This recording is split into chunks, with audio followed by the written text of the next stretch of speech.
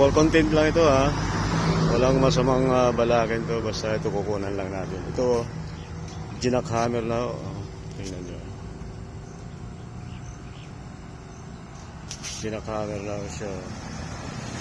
Pero kung titingnan nyo guys, yung value, comment lang kayo kung anong masasabi nyo.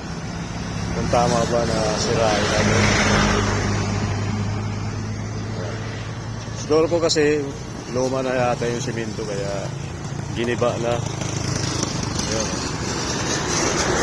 Ayan. Ayan yung value. Ito gigibahin pa to guys. Gigibahin pa to. Luma na kasi yung simento kaya ano masasabi nyo dito guys? So, tingnan nyo. Hanggang doon yan, gigibahin yan.